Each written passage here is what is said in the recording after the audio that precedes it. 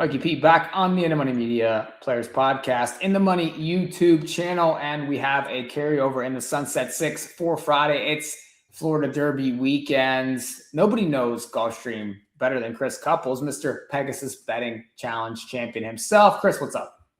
Oh, springtime on the farm, lots of mowing, tractor riding, spraying, it's a pain in the ass.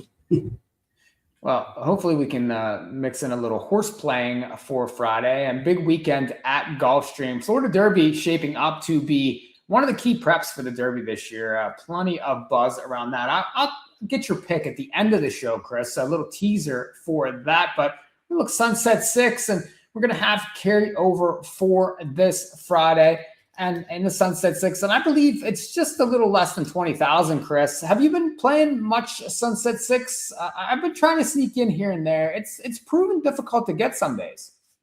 I've been playing on when I could put together a logical ticket. If I couldn't put together a ticket that I thought had a good chance to hit, I didn't chase even when there was a carryover.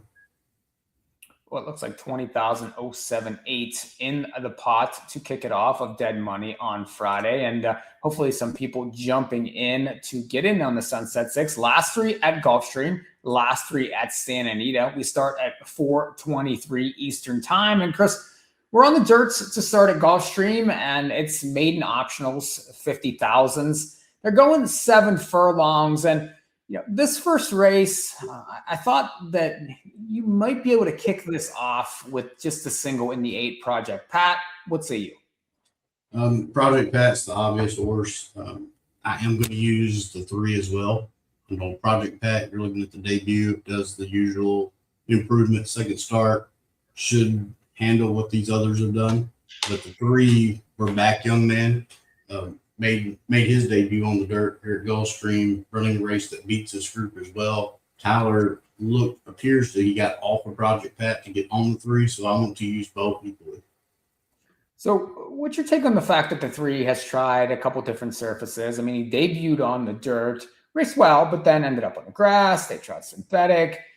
This horse has burnt some money. Now they're back to the dirt. I know Maker's been doing better, at least these past couple weeks, but I mean, that's, something that's a little tricky.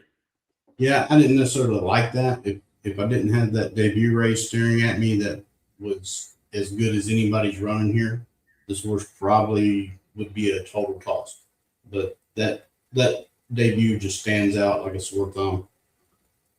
Yeah, I was looking at Project Pat. Just now, he's been away, had that initial first start, faced Rocky's Balboa in there, and that's whenever Rocky's broke the maiden. Well, he came back and galloped by 5 lengths. Now, that was a state bred 1X, but they liked him enough to throw him in the Fountain of Youth. He wasn't, doing very well against horses like Commandment and Chief Wallaby, Solitude Dude. All of those horses are much, much, much better horses and top 3-year-olds. So this one gets back to, the Project Pat gets in here versus horses that have had plenty of chances. There's some horses that have been in maiden claimers. So gets Lasix, gets an outside post. You get Junior. Just too much to like for me to kick off the Sunset Six. I agree. I will note if one of the 2 I'm using scratches, I will probably use the 4 in its place. Just unknown, not ran on the dirt yet. Let's go to race number 9 at Gulfstream, and we're going to the grass. It's a 1X optional claiming 20 tag there for state breds, Chris, and 7.5 furlongs here. So you got the 2 turns. Again, you have a horse that I do think will take some money in the 7 Caracas. That one came back off a double bar layoff to win and win pretty well with a nice buyer. Had to run into Flood Zone first time out. Well, you remember Flood Zone last year? There was a lot thought of that one. That one galloped into Gotham, ended up over in Dubai and took a ton of money. So no easy task in that debut, and then showed up off the bench and won for Brian Lynch, who can seem to do no wrong. He's 30% right now at the meet. Does this one come back and repeat that effort? I do think that another one that's a likely winner. It's possible. This horse was working last year with like Oh No Mighty, No Not God. Were some nice horses for Lynch. I was surprised they come back, made the debut and then disappeared and come back on the turf. That was a bit of surprise. And I will note that race on the turf that it won last out, the rail was at 73 foot and this horse was forwardly placed. I kind of view that as a little bit of negative, but the horse didn't do anything wrong. I'm going to use the horse as a beat. I'm going to try to beat this one. When I say use the beat, I doubt I have a ticket with the horse on it, and it beats me. It beats me. Who do you like then in the race? I'm going to look at the 8 and the 9 outside. Printer's Alley comes second off the layoff, ran well here. Last time just got too far back and much tougher than what's in here. The man up front, I think, runs Saturday in a very tough race. That was a fast race. The rail was at 0, which is more fairly run. I think Tyler was just sleeping early and got way too far back. And the 9 Voodoo Doll, I rode this horse the last 2 starts, stretched out last time, ran a solid race there. I think one of them 2 wins. I understand those 2, and I do think that they have shots. I was looking at others maybe for his B types. The 3 Landman Friday I thought was an interesting one. Just a nice win last time. The IRAD was on there. That was 2 lives, and I get that. That was a drop. Was 3-5. Was supposed to win that race, but was claimed. Now gets a similar spot to where this horse was racing back in December. The horse was closing in those spots, and he needs things to heat up here, right? I mean, that things to really, I do think, to set up his run. Well, you have horses like the 2 that could go early. Some of these other ones like the 6 could jump into the Brado early. I do think some of the outside ones want to be forwardly placed. So if it heats up, I do think the 3 has a chance to win the race. Yeah, I could see it, and it wouldn't totally shock me. And if I got past it a little bit deeper, I would maybe use the 1. Maybe the 1 trips out. Both the 1 and the 3 are off the claim. Just kind of been running is a little lesser. Race number 10. Now we head to the synthetic track. It's 2 life claimers. And Chris, you told me that you were using 8 horses in here. So very, very wide open in your mind. Yeah, I'm going to let you go first, Mikey, and then I'll add the ones that I have that you don't use, because I had way, way deep here. Yeah, I was interested in the 4, Vino for the Queen. This is another one that came off a double bar to win. I just think that this horse gets another setup, and that's something that's interesting to me. I like Moran on the synthetic track. I do think that he is a jockey that rides it very well, especially with all that time he was spent up at Woodbine. And he's fit in pretty nicely down here since coming, and he's been winning these synthetic races. And if you look, there's tons of speed in this race. Absolutely wicked pace, I think, looming. And there's a lot of cheap speed also. You have horses that are stretching out. You have horses that want to go a little bit early, and then they're looking for a place to lie down. This horse is going to sit, I do think, and make one run. If it's just as good as she was coming off the bench, and to come off the bench and get your top figure ever, I know got a little bit of a setup in there, but is going to get a setup again. So I was pretty heavy on the 4. Yeah, and I was trying to figure out who I thought would be favored here, and I couldn't really come to any definite conclusion. And I think Brian can struggle with the morning line as well, as it's spread out everywhere. I think the 4 arguably is the horse to beat, but I want the 2 inside. The 3 is going to be drawn inside. I got to use both of them. The 6 is going to route for the first time. The 10 and 11 are obvious. The horses I'm using that are not so obvious, the 5 Hit Song has ran 1 time on the Speedo while benefiting from Lasix. The race it ran long ago fits with everything in here. Actually, the highest figure in the race of anybody to Peter Rowdy. In 9, 3 dots and a dash, I don't have those races far off what fits in here. So I'm using 2, 3, 4, 5, 6, 9, 10, 11. Hopefully it catch a price. I'm going to use 8 horses, so the favorite will probably win. Well, I mean, and beyond the 4, like you said, it's wide open, and there's, what was your take on the pace in the race? Because that was something that sort of intrigued me. I thought that there were plenty of horses that wanted to go early in here, and you have the 6 stretching out from 5 furlongs that is speedy early. That one could get the front, but I think a lot of them will get tired chasing that one. That's going to set up for some of the horses from the back. I could see your 2. I do think that would be my second choice, but that horse is 1 for 22, and you get Saez, probably going to take money. Always seems to take a little bit of money. So that would sort of be my alternative. But, talk about the pace just a little bit, and, anything else you want to mention. Well, the 6 you mentioned is fast enough to get the lead if Rajiv chooses to.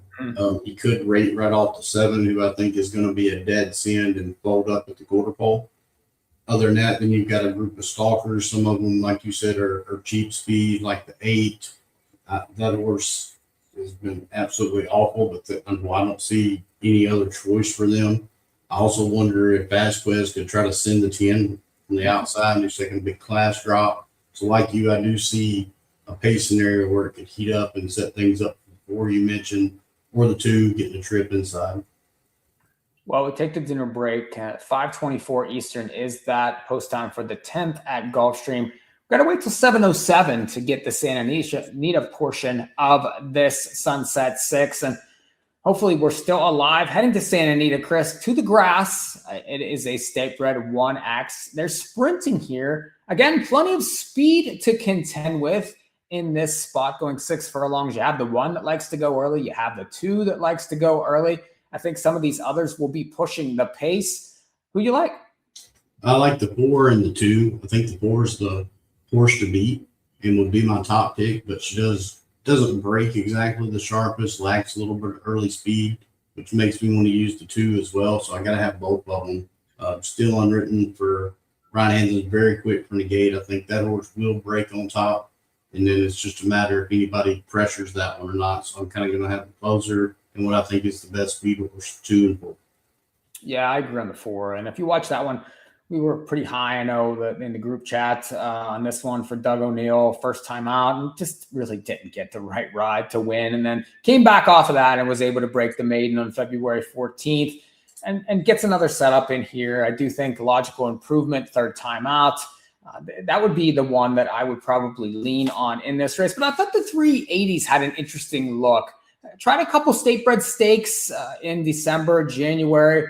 Broke the maiden over this course back in October. A little speedy, but I don't think it is as speedy as maybe, the 1 and the 2 are in here. So this one could end up with first run. Plus it's turn back. So, this one I do think could be sort of that in-between turn back type that whenever the speed starts to come back, this one could have some stamina, has a little bit of class compared to some of these, like faced horses like C. Drew. Well, I think C. Drew would be very, very tough in this race. Horses like Liberation, again, way tougher than what this race is really showing me. So I think the 4 would be my top pick, but the 3 would be one I would want to back up with. Yeah, and the 3 was the last one that I kind of had down. I just ultimately decided I'm not going to use. I thought it would be too far back when I watched the route races. It's going to be ridden to keep pace early. So I wonder if the sprint's just going to be a bit too sharp, but never turf sprinted. So that's the kind of horse you're always looking to add on multis. Race 8's 5th leg of this Sunset 6 for Friday. And we're on the dirt now. 6.5 furlongs, optional 50s here, starter types. Chris, you said this was the easiest single in the entire sequence. So give it to us. Yeah, before we started recording, we were talking about morning lines and how I have no business making them. It would be wrong constantly. But in here, I don't see how in my eyes, the 5 Meridian Maze should be, I would say, every bit of even money. The best of the speed, runs the race last time, is going to daylight these by 5 or 6 lengths. I just didn't see nobody that even interests me at all. This is stone cold single. I know the 7 Star Dial's a little bit interesting, but I don't think Doug thinks she's much. Why would send this mare to our filly to Mahonong Valley to break its maiden for a $24,000 purse? Now we're going to ship it all the way back to Santa Anita. I think it's just a spot to run. I'm all 5. Yeah, I agree on the 5. I do understand that one. And there's some maiden 20s in here. There's some horses that kind of broke their maidens in goofy spots. And in these starter allowance type races, that's something you definitely want to pay attention to, right, Chris? I mean, horses that have been racing at certain levels, you have to pay attention to that. And the 5, I do think, has a little bit of a class edge, has a blowout win, came off the grass and really figured things out last time. You're not going to get 5 to 1, certainly. Ultimately, what sort of price do you think you get here? I would think probably like 7, 8 to 5. I agree. I know, and if this horse was 4 to 5, I wouldn't be shocked. Just, a lot of sharp players out there, and I ain't going to criticize the morning line, but it's just not right. Let's finish up Sunset 6 with the carryover for Friday. And we have another grass race. And this is a nice race. Optional 80s, condition allowance here. Chris going 6 furlongs. And I do think that this is probably the best race on the card. You have 8 horses. How are we going to get paid? I've debated singling the 6 I'm about to go. Last time did not have Lasix and was just kind of when asked in the lane just didn't fire. But if you go back, the win on February 6th was in behind traffic inside, shifted out once the thing got cleared, just took off going away. And the 2 races prior to that had trouble and no chance trips. I'm shocked this horse went off at nearly 6-1 2 races back. To me, that's the horse to beat. Another situation where I'm horrible at morning lines, I'm sure. To me, that should be the favorite. The only other horse that I would look at using would be the 8. So, but I may have a ticket with the 6 single, then I may use the 6 and 8. Because one thing about the 6 gets behind, trying to close into a sprint, you can run into traffic and does tend to change leads a little slow and gets you in trouble. Mm-hmm.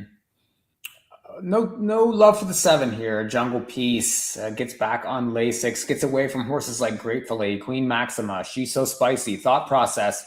All horses that would be, 2 to 5 in here? Yeah, and that was my lone B. Ultimately, from ticket building standpoint, I can't use this horse. It's going to be a short price. The Lasix would definitely have to move her forward for me to see her win. Mm-hmm. Now, Grainer 6, I do think one that plays pretty well, but that extra half a furlong, I do think, does suit that one. So it's probably going to need every bit of the stretch to get up here, especially if you get an off the pace type trip. The 7 is going to be out there. We'll see what Certitude does here. I mean, that one is quick going a route, but maybe not as quick going the sprint distances. Has been on the lead before, but I don't think can beat the 7 to the front here. So you could be right, like right off the top. That could set it up for the 6. I probably would be 6-7. I wouldn't leave the 7 off tickets here. Just the class is a little bit too much here. The speed is going to need to be caught. I do think the Lasix adding will be significant. So we'll see. She's going to need caught in this race. Let's see what happens to finish out the Sunset 6 for Friday. Chris, Florida Derby is this Saturday. We got Santa Anita Derby next weekend, but quite the race lining up at Gulfstream. You have some of the top looks for the Derby this year. You have Chief Wallaby, you have Commandment, you have the Puma. But what's your take on the Florida Derby? Do you have a pick? Yeah, well, like I said, we were joking around in our group text about all the YouTube videos talking about the Florida Derby. Everybody's 20, 30 minutes talking about one race. This race took me about 90 seconds. Junior got off Chief Wallaby last time and said, they're not beating you. That's all it took for me. It's Mott, Junior, third start. Horse ran great last time. I don't see how this horse don't take another step forward. If there's no traffic trouble, I think Chief Wallaby's your winner. Yeah, and they do need points, right? I mean, so I do think that they're going to, not like last year with Sovereignty, where the Florida Derby was sort of a prep and they had their points and they were ready to go. And that was a total progression move for Mott. Now, this one has, I think, progressed even better than he thought would. Turns up in here, needing those Derby points. So I do think it's all systems go, but he could end up, I could see him. He's probably going to be 1-2 in here, but there's some others in here. I want your take on the Puma because he's sort of the odd man out right now, coming off that Tampa Bay Derby win. He's had some trouble in those prior starts. He looks slower than the others, but do you think he has a chance? And would he be a horse that you would include on multis?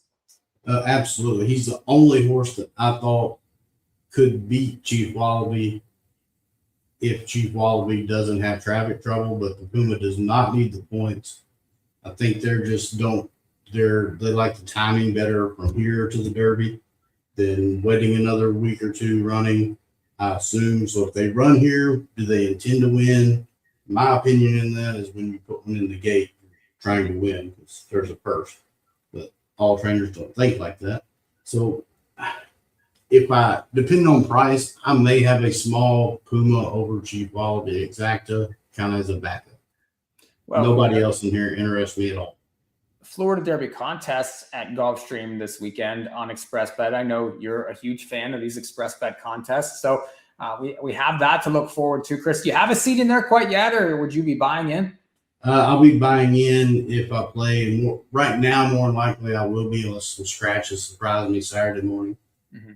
And I think Don't Nothing Change. Me and Ryan's going to do a show sometime Friday that should hit, covering the whole card Saturday at Gulfstream.